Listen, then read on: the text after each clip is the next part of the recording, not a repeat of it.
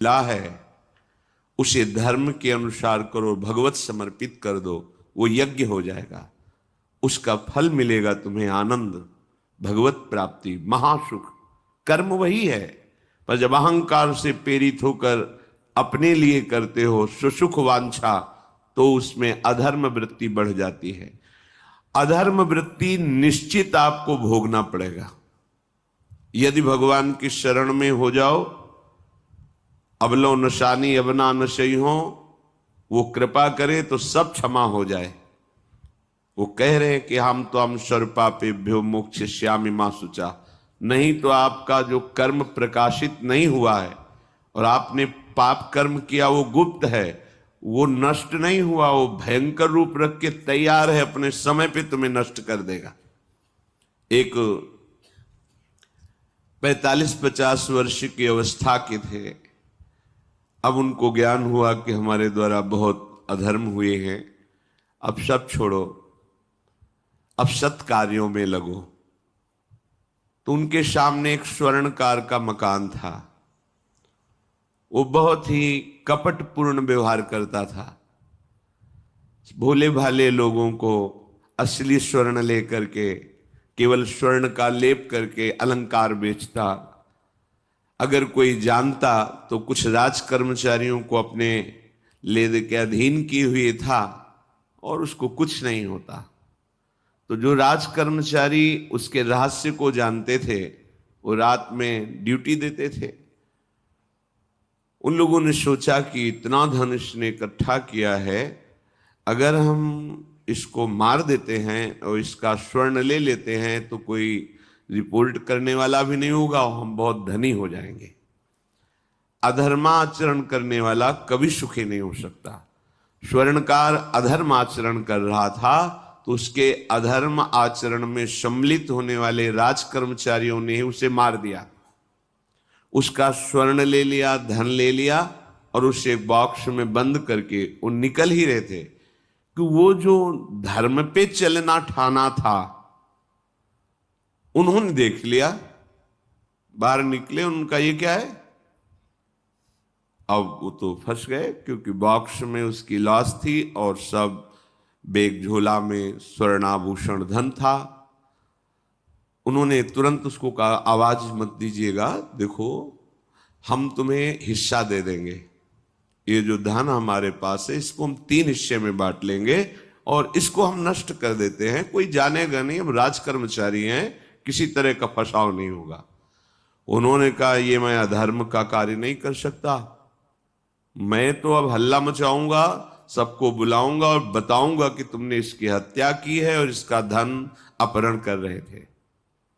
अब राज कर्मचारी, उन्होंने सोचा हमारी ड्यूटी भी जाएगी, धन भी जाएगा, सजा भी मिलेगी।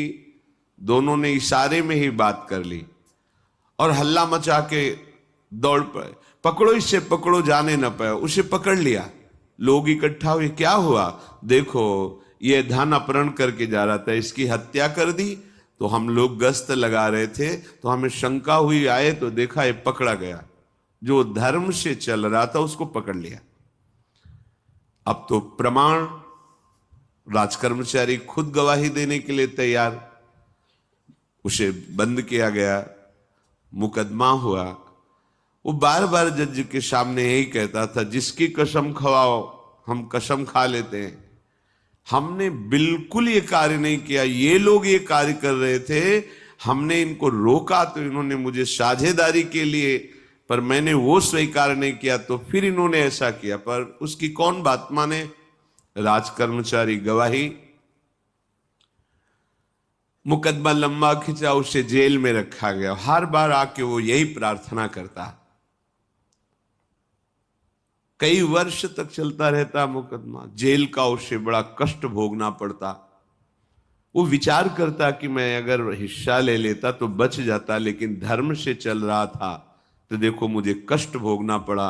मुझे लगता है भगवान के दरबार में न्याय नहीं है, धर्म रक्षा नहीं करता, ऐसा लगता है। एक दिन आया और रो करके यही बात कही जज के सामने कि मुझे लगता है भगवान नहीं है, क्योंकि मैं बार बार सत्य को साक्षी करके कहता हूं कि मैंने ये कर्म नहीं किया, और मुझे दंड दिया जा रहा है, मुझे क्लेश दिया जा रहा है धर्म से चलने के कारण। अगर मैं सम्मिलित हो जाता तो मुझे तीसरा हिस्सा मिलता और बिल्कुल बात शांत होती। ये क्या धर्म है, कहां भगवान है? जज ने इस पर गौर किया। कई वर्ष वो जेल भोगता रहा, मुकदमा चलता रहा। तब जज ने गौर किया कि बार बार ये कहता है इसकी जांच की जाए, तो हत्याकांड होते ही रहते हैं। एक शव आया वहां, जज ने मंगवाया था, जो पोस्टमार्टम के लिए जाता है, मंगवाया और कहा देखो इसका कोई नहीं है, अंतिम संस्कार के लिए अपने ही लोगों को जाना है। तो दो कर्मचारी जो थे सरकारी, जो स्वर्ण चोरी में सम्मिलित थे, उनको और उसको कहा कि बस तुम थोड़ी देर नदी के किनारे बैठे रहना, हम और लोगों को लेकर के आते हैं। और एक आदमी को छुपा के बैठा लिया और राज कर्मचारी नदी के किनारे शव को लेकर बैठे। उसको देखा जिसको बहुत कष्ट दिया जा रहा था, सारा आरोप उसके ऊपर था, जो धर्म से चल रहा था। उसे कहा माना नहीं ना, अगर मान लेता तो तीसरा हिस्सा भी मिल जाता, बात वहीं खत्म हो जाती है। देखा, फंसा दिया, तेरे को आजीवन कारावास मिलेगा, कोई नहीं बचा सकता तेरे को। मेरी बात नहीं मानी, कह रहा था हल्ला मचाऊंगा, ऐसा वैसा, अब भोग। तो जज के द्वारा जो एकांत में बैठाला हुआ आदमी था, उसने पूरी बात सुनी। इसीलिए ये नाटक रचा गया था। तीनों को बुलाया और कहा तुम निर्दोष हो उस धर्मात्मा से। स्वयं इनकी आवाज से हमने सुना, ये कह रहे थे जो तुम बात कह रहे थे। तो उसने कहा कि ये तो ठीक है, अब निर्णय ठीक कर दिया, लेकिन अब कई वर्षों से मैं दंड भोग रहा था, ये कौन सा न्याय है? किस अपराध के कारण? मैं तो धर्म से चल रहा था, इसमें किंचन मात्र मेरा कोई अपराध नहीं था, फिर कई वर्ष से मैं सजा क्यों भोग रहा था? बार बार प्रताड़ना, नाना प्रकार के कष्ट क्यों भोगा मैं? जज ने कहा तुम हृदय को साक्षी करके बताओ, क्या कोई ऐसा अपराध किया है जिसका प्रकाश ना हुआ हो और तुम्हें दंड ना मिला हो? हम अब उसका कोई दंड थोड़ी तुम्हें देंगे, लेकिन तुम्हारे अंदर जो भगवान के प्रति आरोप है उसका निराकरण हो जाएगा। उसने कहा हाँ, यौवन अवस्था में मैंने किसी स्त्री को ऐसा ऐसा, और वो विरोध करने पर भी उसे मार दिया और आज तक बात कोई प्रकाशित नहीं हुई। तो बोले फिर भगवान को क्यों दोष देते हो? वो कर्म तुम्हारा दंड अगर मिल जाता तो नष्ट हो जाता, वो कर्म सुरक्षित है। उसी कर्म ने तुम्हें यहां अधर्म ना होने पर भी फंसाया और देखो तुम्हें भोगना पड़ा। तो निश्चित समझो, यदि आप अधर्म के द्वारा कोई भी सुख साधन करेंगे तो आप नष्ट होंगे। अधर्म के द्वारा आप धन आदि छीनना चाहेंगे तो आप नष्ट होंगे। अधर्म कर दिया है और उसका प्रायश्चित नहीं हुआ तो वो कर्म सुरक्षित है। ऐसी जगह फंसाएगा जहां 100% आपने कोई अपराध नहीं किया पर आपको उसका दंड भोगना पड़ेगा। फिर आपको लगेगा कि न्याय में अन्याय हो रहा है, कोई भगवान नहीं है। देखो मैंने बिल्कुल कसम खा के कहता हूं पाप नहीं किया, पर ये पाप का जो आरोप लगा वो पूर्व पाप आकर के तुम्हें दंडित कर रहा है। अब इस कर्म विधान को ये बहिर्मुख लोग क्या जानते हैं? तभी कहते हैं अरे कहां भगवान, कैसे भगवान? आज तुम धर्म से चल रहे हो, लेकिन कल तुमने जो कर्म किया तो तुम शरणागत होकर भजन के द्वारा उसको नष्ट नहीं किया ना, तो वो सुरक्षित है। अवश्य में भोक्तव्यम कृतम कर्म शुभाशुभम। इसलिए श्री भगवान आदेश कर रहे यज्ञार्थात कर्मणोन्यत्र लोकोयम कर्म बंधनहा तदर्थम कर्म कौन्ते मुक्त संगहा समाचर। मुक्त हो जाओगे, न काम तुम्हें अधीन कर पाएगा, न पाप अधीन कर पाएगा, परमानंद में डूब जाओगे। केवल प्रभु के लिए कर्म करो। ये अगरबत्ती, धूप बत्ती, आरती, पूजा, प्रभु को अपना नहीं माना तो ये थोड़ा शुभ कर्म बन गया, बस ये तुम्हारा प्रायश्चित नहीं होगा। जो तुमने अधर्माचरण के अगरबत्ती धूपबत्ती से खत्म होने वाले नहीं हैं, उनके लिए तुम्हें नाम जप करना पड़ेगा, नाम कीर्तन करना पड़ेगा। नाम कीर्तनम यस्य सर्व पाप प्रणाशनम, समस्त पापों का नाश करने में समर्थ है। राधा राधा राधा, कृष्ण कृष्ण कृष्ण, गोविंद गोविंद गोविंद। भगवन नाम, अगर भगवन नाम का आप निरंतर जप करने लगे तो आप स्वयं तर जाएंगे और लोगों को तार देंगे। मम भक्ति युक्तो भुवनम पुनात सतरति सतरति सा लोकाम तारयति। जो भी कर्म कर रहे हो वो भगवान के लिए भावना करो, उस कर्म को भगवान को समर्पित करो, तो तुमसे पापाचरण नहीं होगा। जो पापाचरण हो गए हैं, 10 मिनट केवल बैठ करके अपने घर में ही ताली बजा के मंजीरा लेकर के, इसे नाटक मत समझो, आडंबर मत समझो। नहीं, जो आडंबर और नाटक किए हैं ना, वो जब अपना नाटक फैलाएंगे तो तुम उस नाटक से निकल नहीं पाओगे। माया का नाटक है। भगवान नाम कीर्तन, ये जो लोग कहते हैं ना कि भगवान तो हृदय में बैठे, दिखावे की क्या जरूरत है। अगर इतना बोध हो चुका है भगवान हृदय में बैठे, तब तो आप सिद्ध हो गए। केवल वाणी से बोल रहे हो, मन मानी आचरण कर रहे हो, दुर्गति को प्राप्त हो रहे हो, तो है ना सबके हृदय अछत अविकारी, पर सकल जीव जग दीन दुखारी। सबके हृदय में बैठा है, पर दुर्दशा रोक रहा है क्या वो? क्यों? क्योंकि तुम केवल बातों से कहते हो तो सबके हृदय में बैठा है। ऐसा अनुभव किया? अगर ऐसा अनुभव किया तो बेविचार किसके साथ करते हो, चोरी किसकी करते हो, हिंसा की, कपट किससे, द्वेष किससे? बस केवल बातों से बात नहीं बनती। ये कर्म बातों से नष्ट नहीं होता, इसके लिए अनुष्ठान करना होगा नाम का। चाहे जैसी परिस्थिति हो, चाहे जो हो, जैसे भी हो, तुम्हारा मंगल होगा। अहोबत स्वपचतो गरियान यज्जिभ्यागे वर्तते नाम तुभ्यम। वो नीच आचरण करने वाला, अभक्ष पदार्थ खाने वाला भी यदि भगवान नाम उच्चारण करता है तो परम पावन हो जाता। अहो, आश्चर्य की बात, बड़े बड़े प्रायश्चित जिसे पावन नहीं कर सकते, भगवान नाम उसे पावन कर देता है। जय शीत हरिवंश विचार के मनुज देह गुरु शरण गही, सकई तो सब पर पंच तज कृष्ण कृष्ण गोविंद कही। कृष्ण कृष्ण गोविंद क्या जाता है? हम तो ये नहीं कह रहे कि तुम नहा के जपो, तुम ऐसा जैसे हो जहां हो, गोविंद गोविंद राधा राधा राधा वल्लभ श्री हरिवंश, तुम पावन हो जाओगे प्यारे। तुम्हारी दुर्गति, तुम्हारी विपत्ति, तुम्हारी उन्नति में जो बाधक कर्म है उनको नष्ट करो। किसी से भीख मांगने की जरूरत नहीं, कृपा की। अगर नाम जप नहीं तो कहीं भी भाग के चले जाओ, देख लो तुम्हें क्या मिलता है। नाम जप करो, तुम स्वयं देने वाले बन जाओगे, मांगना मिट जाएगा जन्म जन्म का। विश्वास करो, जैसे भी हो। नहीं छोड़ पा रहे गंदी बातें, शुरू करो, नाम को तो अंदर लाओ, वो तुम्हें इतनी सामर्थ्य देगा, सब छूट जाएगा, सब छूट जाएगा। विश्वास करो। आज तक जितने बड़े बड़े ऊंचाई के पद पर पहुंचे हुए महात्मा हैं, सबके मूल में नाम पाया गया। निरंतर नाम जप, निरंतर अभ्यास करने से होता है। विश्वास करो, इसके बराबर न तीर्थयाटन है, न कोई अन्य साधन है। नाम कलयुग केवल नाम आधारा, सुमिर सुमिर नर उतर ही पारा। जिसने नाम का आश्रय ले लिया महासुखी हो गया। पर जब तक तुम्हारे पाप कर्म भस्म नहीं होते, तब तक तुम्हें आनंद नहीं मिलेगा। इसलिए विश्वास करके दीर्घ काल तक सम्मान पूर्वक, आदर पूर्वक हृदय में नाम जप करो। जब पाप वासनाएं नष्ट हो जाएंगी, पाप प्रवृत्ति नष्ट हो जाएगी, तब आनंद की धारा, तुम्हें कोई भी विपत्ति, कोई भी संकट परास्त नहीं कर पाएगा। प्रश्न होता है कि हम बहुत प्रयास करते हैं पर सफलता नहीं मिलती।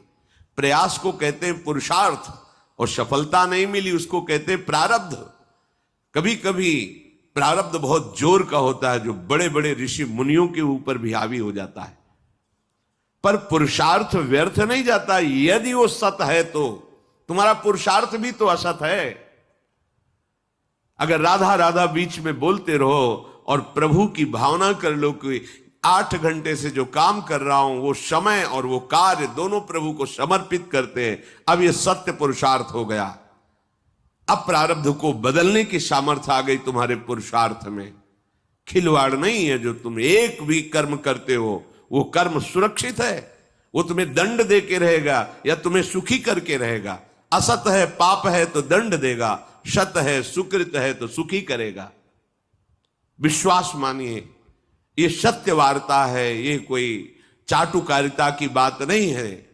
सत्य सत्य रहता है, चाहे जो युग हो, चाहे जो समय हो, सत्य अपना प्रभाव दिखा के रहता है।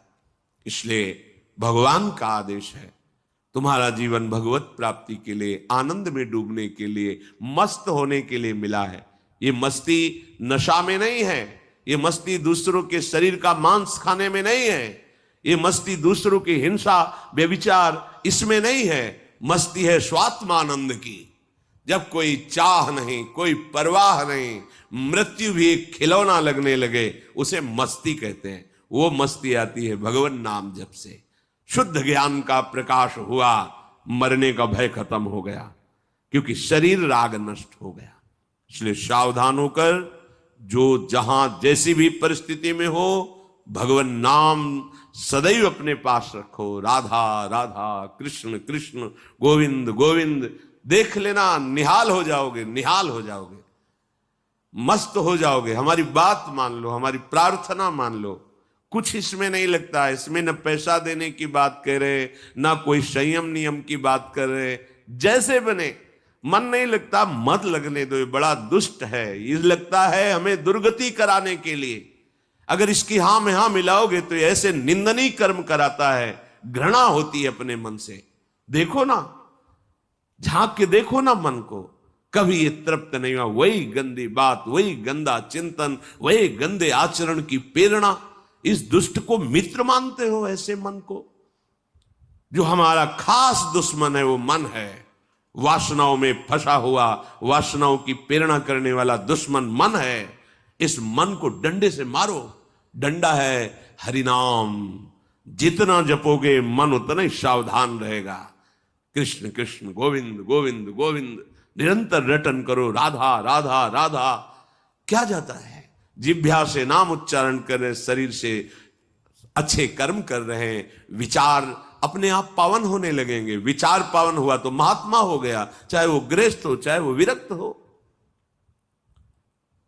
तो ध्यान दीजिए, हमारे पुरुषार्थ को प्रबल करने वाला और प्रारब्ध को नष्ट करने वाला एक ही महान समर्थ है, भगवान नाम।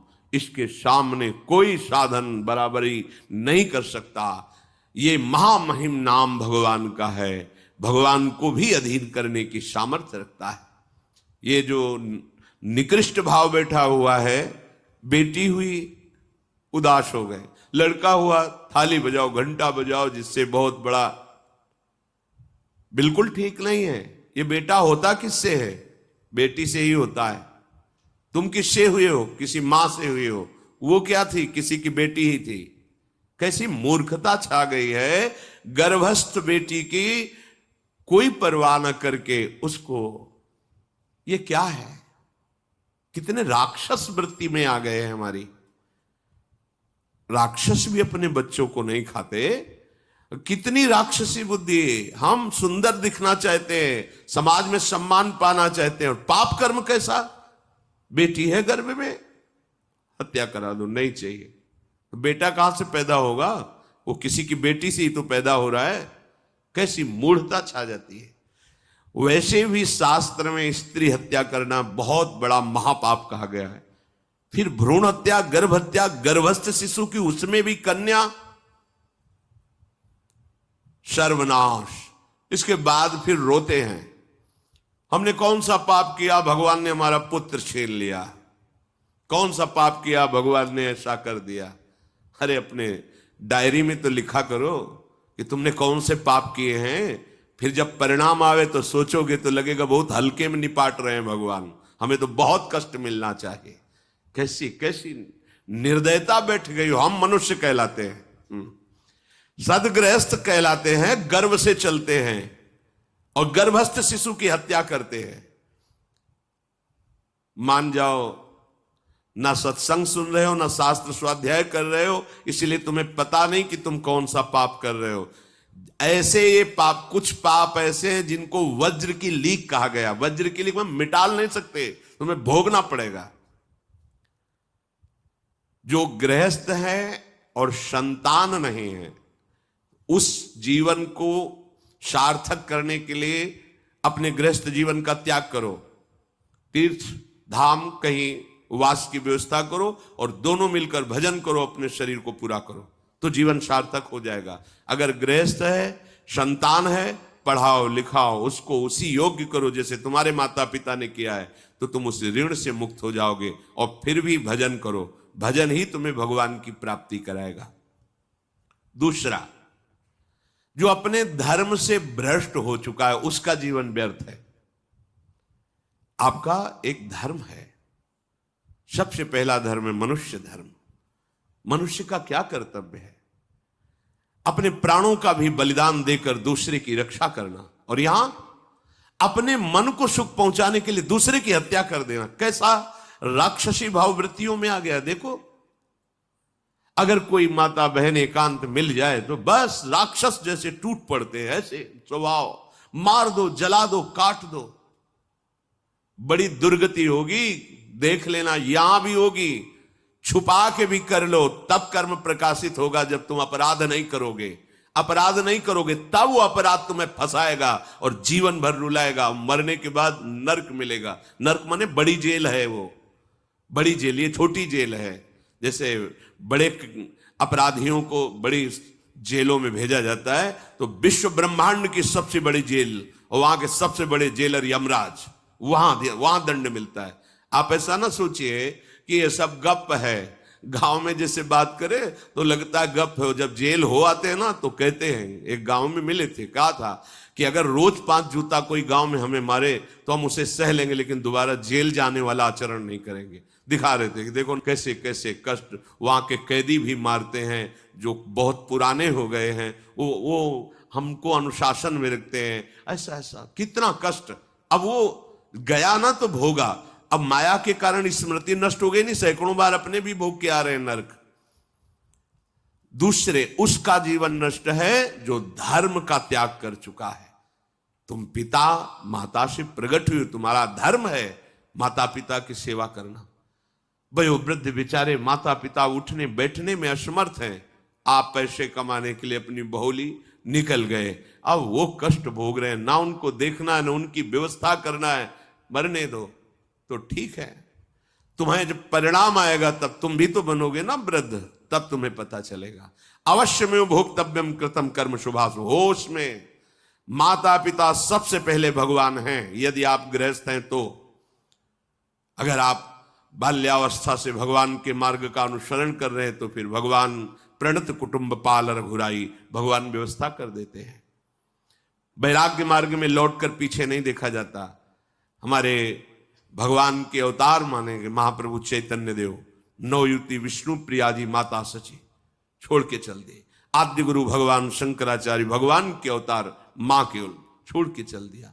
भगवान के मार्ग में यदि ऐसे चले तो भगवान संभाल लेते हो, परम पद मिलता है 21 पीढ़ियों को। मां तो बिल्कुल नजदीक है, 21 पीढ़ियों को भगवत प्राप्ति हो जाती है। और शब्द है प्रणत कुटुंब पाल रघुराई, भगवान स्वयं उसके परिवार का पोषण करते हैं। पर यदि गृहस्थ धर्म में हो और अपने माता पिता का त्याग कर दिया, उनकी सेवा नहीं करते, वो दुख भोग रहे, तो नरक यंत्रणा मिलेगी और जीते जी तुम उन्नति को प्राप्त नहीं हो सकते। तुम्हें भले उन्नति दिखाई देती हो, बाद में परिणाम देख लेना आप।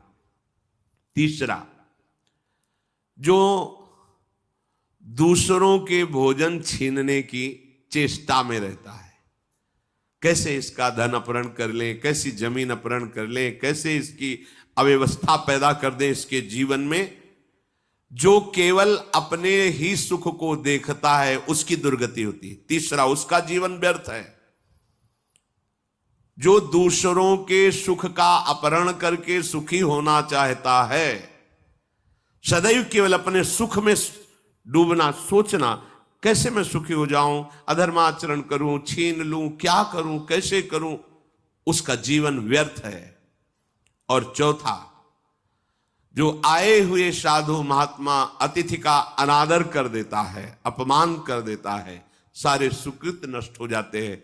ये चार का जीवन बिल्कुल व्यर्थ हो जाता है। इनको असत जीवन कहा गया है, वृथा जीवन कहा गया है। इसलिए हे युधिष्ठिर, ये चार दोष कभी हृदय में ना आने पावे। आरूढ़ पतिते दत्तो मन्यायोपहृतम चेयत व्यर्थम तु पतिते दानम ब्राह्मणे तस्करे तथा। बहुत ध्यान देने योग्य बात। जो वानप्रस्थ या विरक्त भाव संन्यास ले लेते हैं और कुछ वर्ष चलने के बाद मैं तो इस पे नहीं चल पाऊंगा लौट जाते, उन्हें घोर नरक की प्राप्ति होती है।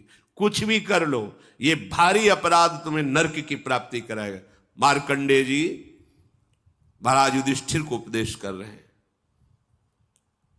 एक बार एक सन्यासी जी ने कहा था कि हमने गुरुजनों से सुना है कि यदि वचन से संकल्प ले ले कि बस अब कुछ महीने बाद हम सन्यास ले लेंगे और विरक्त होकर भगवान का भजन करेंगे, और यदि वो ऐसा नहीं करता तो उसे चंद्रायण व्रत रहना चाहिए, तब उस पाप से मुक्त होगा। चंद्रायण व्रत कहते हैं प्रतिपदा को 1 ग्रास, द्वितीया को 2 ग्रास और अमावस्या को 15 ग्रास, फिर नीचे घटाते चले जाओ 14, 13, 12, 11 ऐसे पूर्णिमा को पूर्ण 1 महीने ऐसे उपवास रहने से हम सन्यास लेंगे।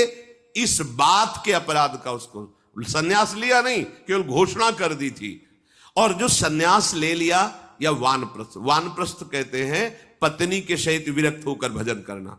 गृहस्थ में थे, अब निर्णय कर लिया कि अब आजीवन हम ब्रह्मचर्य रहेंगे और भगवान का भजन करेंगे, धाम तीर्थ वन आदि में रहकर वो जीवन में दोनों भजन करके भगवान की प्राप्ति में लगा, उन्हें वानप्रस्थ कहते हैं। सन्यास जो पूर्णतया वैराग्यवान होकर केवल भगवान के आश्रित जीवन।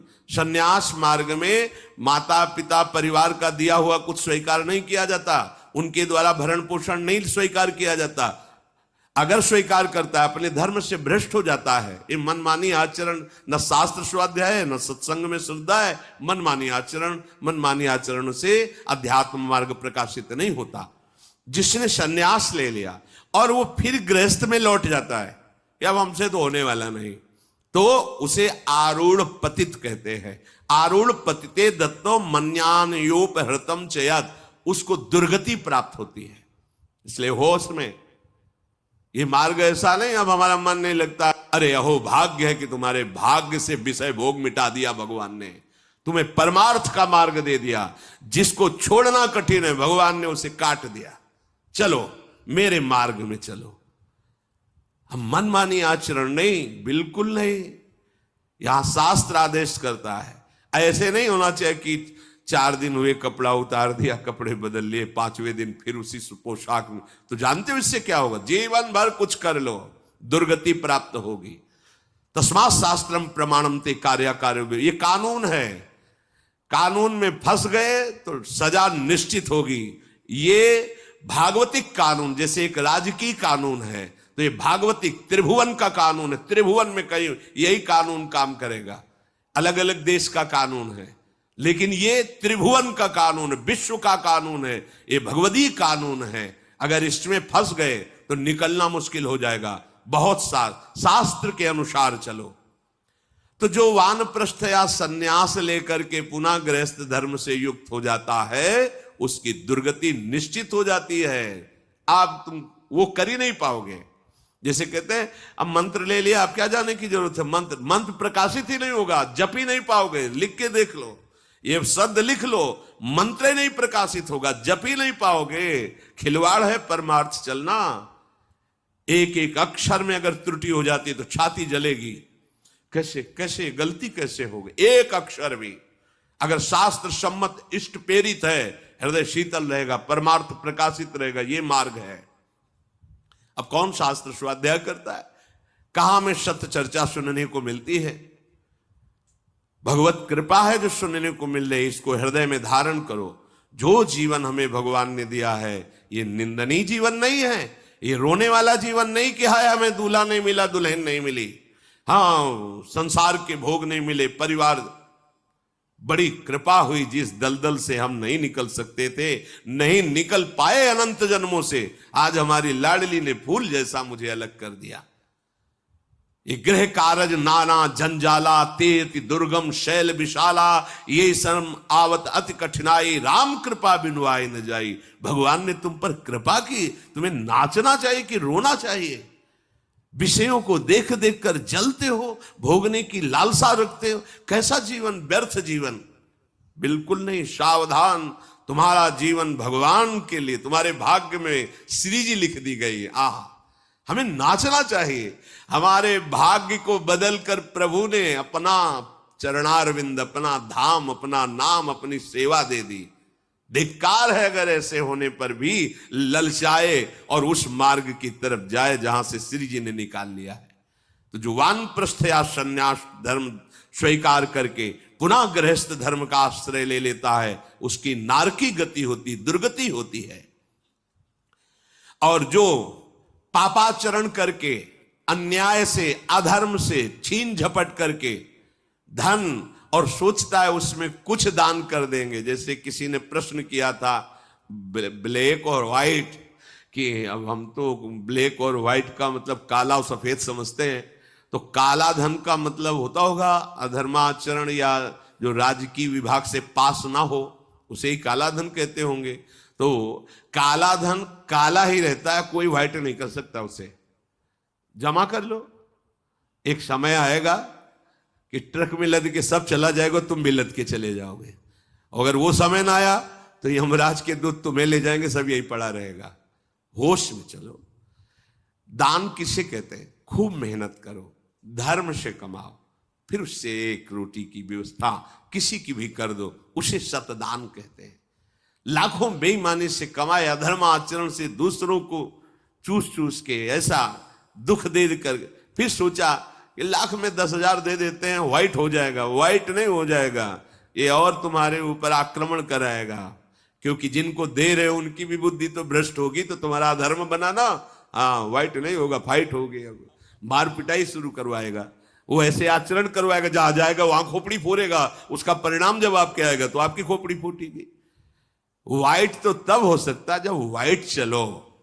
व्हाइट का तात्पर्य होता प्रकाश, श्वेत, ये लक्षण सतोगुण का। सात्विक भाव से चलो, मेहनत की कमाई से, पसीना चुहा के खूब मेहनत किया और फिर किसी को दिया, तुम्हारा परिवार उन्नतिशील रहेगा, तुम्हें लोक परलोक में सुख प्राप्त होगा। अन्याय से कमाए हुए धन का दान पतित कर देता है, पतित कर देता है। अब इसमें एक उपाय है, मुझे पता नहीं था, प्रमादवश मेरे से गलती हो गई, कभी जीवन में गलती नहीं करूंगा, अब सुधार के लिए करो, हो जाएगा। मुझे पता नहीं था, मैंने कभी सुना ही नहीं था, बस यही था कि धन प्राप्त करूं, धन प्राप्त करूं, और गलती हो गई। अब मुझे पता चला कि मैंने गलत किया है, तो आप अब लो नशानी, अब ना नशे करो, गौ सेवा, संत सेवा, ठाकुर सेवा, गलती आगे से नहीं करूंगा। ये एक सूत्र बहुत बढ़िया, अब लो नशानी अब ना नशे, ये सबको पावन कर देता है, सब कुछ पावन कर देता है। पर ये ऐसा नहीं कि हम 100 कमा रहे हैं बेईमानी से तो 10 देते रहेंगे तो 90 व्हाइट होते रहेंगे, ऐसा कदापि कहीं नहीं लिखा। ये शास्त्र है, तस्मात् शास्त्रम प्रमाणन्ते। कई बार लोग प्रश्न करते हैं इस विषय का, ध्यान से सुन लो। अन्याय से कमाया हुआ धन अगर उसे हम दान भी करते हैं तो वो पतित ही करेगा, गिराएगा ही, किसी काम का नहीं है। आगे वर्णन कर रहे हैं कि धर्म से कमाया हुआ दान अगर ऐसे को दोगे तो वो भी व्यर्थ हो जाएगा। कैसा? मिथ्यावादी, पापाचरण करने वाला, झूठ बोलता है, पापाचरण करता है, और आप उसे दान कर रहे हैं, बाद में वो पाप करेगा तो उसका फल आपको मिलेगा। उसके पाप के बढ़ावे में आप साझेदार हुए, आपका जो दान था उसके पाप में बढ़ावा देगा, आपको उसको साझेदारी का फल भोगना पड़ेगा। कृतज्ञ, जो दूसरे के किए हुए को उपकार को नहीं मानता, अभिमानी और मदिरा पान करने वाला, अब आपसे पैसा लिया, शराब पिया, गंदे आचरण किए, आप उसके हिस्सेदारी बने। ऐसा थोड़ी दान की कोई मांग रहा है दे दो, बहुत पात्र और अपात्रता का निर्णय करके दिया जाता है। ऐसे नहीं कि मांग रहा है तो देना ही पड़ेगा, नहीं, हमें अधिकार समझ में आवे कि हमारे द्वारा दिए हुए धन का सदुपयोग हो रहा है, वहां पात्र देख करके धन आदि का दान किया जाता है। जो पतित हो चुका है, जो अधर्म व्यवसायी है, जो तमोगुण से आवृत रहते हैं और अंदर क्रोध भरा रहता है, अहंकार पूर्वक दान करते मेरा सम्मान हो, ऐसे का दान ही नहीं स्वीकार करना चाहिए। ऐसे का दिया हुआ दान व्यर्थ हो जाता है, उसे निश्चित अन्य योनियों में जाके कष्ट भोगना पड़ता है। तामसी अहंकारी दान करने वाला परिणाम में दुख ही भोगता है। मैंने दिया, ये मैंने बनवाया, ये मैंने किया, ये तमोगुण का लक्षण अहंकार है। श्रेष्ठ मंत्रवेत्ता सतमार्ग में चलने वालों को दैन्य होकर छुपा कर दान देना, ये उत्तम लोगों की प्राप्ति कराने वाला है। देखना है, धर्म से चलता है। हम जो धन देंगे उसका धर्म में प्रयोग होगा। मंत्रवेत्ता है, निरंतर मंत्र का अनुष्ठान करता रहता, पावर है। अगर हमारा धन ऐसी जगह गया तो हमारे पापों का नाश करके उत्तम लोगों की प्राप्ति कराएगा।